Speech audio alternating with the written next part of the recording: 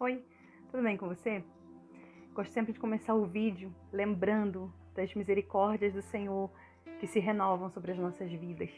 Lembrando que a bondade e a fidelidade dele não tem fim e nós vivemos a cada dia porque a sua bondade e a sua fidelidade não tem fim. Nós estamos aqui hoje porque as suas misericórdias se renovaram sobre mim e sobre você. Amém? Eu queria compartilhar com vocês essa semana. Hoje é dia 31 de dezembro e é o último dia do ano de 2020, esse ano, uau, né? Esse ano tão diferente que a gente viveu, esse ano tão perturbador em muitos aspectos, em muitos sentidos. Mas eu queria compartilhar com vocês uma palavra que Deus trouxe ao meu coração, que fala bem sobre nossa reação, nossas atitudes diante de crises, diante de momentos como esses que a gente viveu esse ano, e não só durante esse ano, mas durante a vida, durante todo o decorrer da nossa vida, a gente enfrenta dias de lutas, de crises, dias de opressões fortes sobre nós. E eu queria compartilhar esse texto com vocês porque ele falou muito comigo e me fez parar para pensar. O Senhor me confrontou. Como que você está terminando esse ano? Quero deixar essa pergunta para você antes da gente compartilhar a palavra. Como você está terminando o seu ano de 2020? Se você fosse fazer uma retrospectiva hoje e uma nota talvez de 0 a 10, o quanto você pode dizer que você evoluiu, que você cresceu, que você amadureceu, que você avançou durante esse ano? O texto que eu quero compartilhar com vocês está lá em Êxodo 1. E esse texto falou muito comigo, eu até postei ele no Instagram essa semana. E ele conta, né, quando José, depois que José se reconciliou com sua família, com seus irmãos, com seu pai, ele trouxe todos eles para morarem junto no Egito com eles foram morar na terra de Gósen.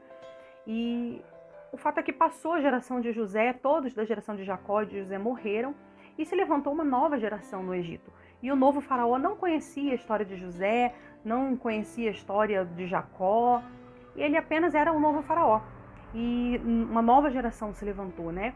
Só que com a nova geração egípcia que se levantou, também veio uma nova geração israelita, e os israelitas continuaram crescendo, continuaram morando ali no Egito e continuaram crescendo.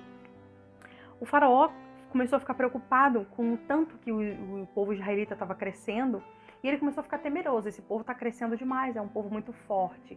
Eles podem um dia se levantar, se unir com os nossos inimigos e quererem lutar contra nós. Vamos dar um jeito de acabar com esse povo. E como eles tentaram acabar com o povo? Oprimido. Eles tentaram acabar com o povo israelita, com uma crise forte.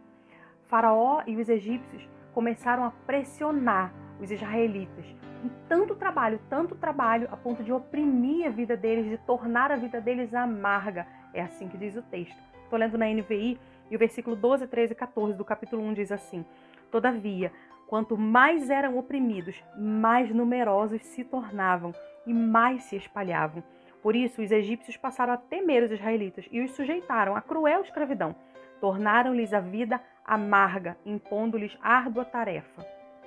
E o texto segue dizendo qual foi o tipo de trabalho e tudo mais. Mas o que me chamou a atenção foi que Faraó tornou a vida dos israelitas amarga. Ele pressionou, ele oprimiu tanto, a ponto porque na verdade a vontade dele era que tanta opressão fizesse o povo diminuir, fizesse o povo ficar fraco, ele queria na verdade exterminar aquele povo com tanta opressão, ele queria acabar com aquele povo. Mas o povo de Israel, esse povo que vivia ali, era um povo que vivia debaixo de uma aliança. Eles tinham uma aliança com Deus, o Deus de Abraão, o Deus de Isaac, o Deus de Jacó, o nosso Deus. Aquele povo tinha uma aliança. E o que me trouxe de ensinamento é que quando nós temos uma aliança, quando nós vivemos debaixo dessa aliança com o nosso Deus, não importa o tamanho da crise, não importa o tamanho da opressão, o tamanho das amarguras que a vida pode trazer para nós vamos continuar crescendo, nós vamos continuar avançando. E a pergunta que Deus me fez quando eu li esse texto foi: o quanto você tem avançado mesmo diante das crises? Será que você tem crescido? Será que você continua amadurecendo? Quanto você cresceu, Vanessa, durante esse ano? Queria deixar essa pergunta para você.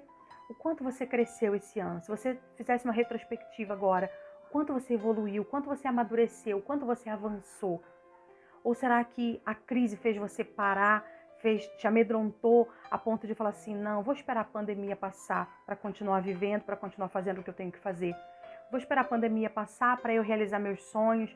Vou esperar a pandemia passar para eu realizar os propósitos de Deus. Não é isso que Deus quer para nós. Deus, Ele fez uma aliança conosco e Ele nos abençoa, apesar das crises, Ele continua conosco.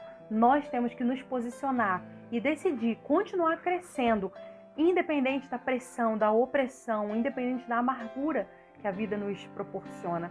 Tem um ditado que diz, quando a vida te der um limão, faça uma limonada. Eu acredito que foi mais ou menos isso que aconteceu aqui. Eu acredito que nos momentos de crise que nós vivemos, onde a vida nos dá um limão, algo azedo, nós podemos transformar aquilo em bem, em bênçãos, em crescimento, em amadurecimento.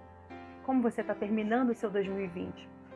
Será que você paralisou por conta da crise, por conta da pandemia?